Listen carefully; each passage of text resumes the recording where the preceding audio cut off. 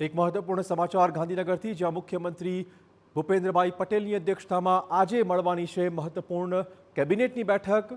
Budget સત્રની તૈયારીઓ પર કેબિનેટની બેઠકમાં કરાશે સમીક્ષા। રાજ્યના આગામી બજેટને આખરી ઓપ આપવા પર ચર્ચાઓ કરવામાં આવશે। સત્ર દરમિયાન રજૂ થનારા બિલો પર પણ થશે ચર્ચા।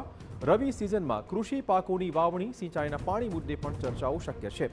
આગામી ગણતંત્ર દિવસના રાજ્યકક્ષાના કાર્યક્રમો બાબતે પણ આજની બેઠક મહત્વપૂર્ણ સાબિત થવાની છે। રાજ્ય સરકારના આગામી કાર્યક્રમો અને નીતિગત વિષયો પર પણ આજની બેઠકમાં ચર્ચા શક્ય છે।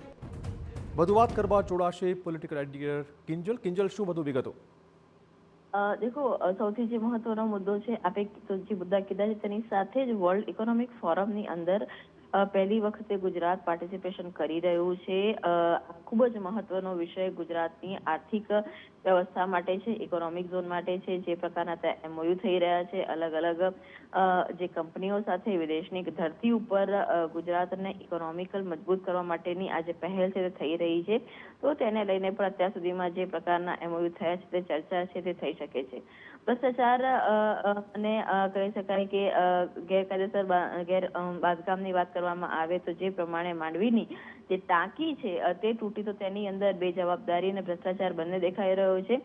સ્થાનિક પગલાં તો લેવામાં આવ્યા છે, પરંતુ આ પ્રકારની સ્થિતિ અનેક જગ્યા પર છે, તો તેને લઈને પણ બેઠકની અંદર ચર્ચા છે તે થઈ શકે છે। બજેટની તારીખ નક્કી કરી દેવામાં આવી છે અને આ વખતે માનવામાં આવી રહ્યું છે કે 4 થી પણ વધારે બિલ છે તે રજૂ થવાના છે, તો બિલને લઈને ચર્ચા છે તે થઈ શકે છે। રવિ સિઝનના પાકો અને તેની સાથે જ સિંચાઈ અને કૃષિના પ્રશ્નોના મુદ્દે પણ ચર્ચા બેઠક પર થઈ શકે છે। ધન્યવાદ કિંજલ, તમામ જાણકારી બદલ।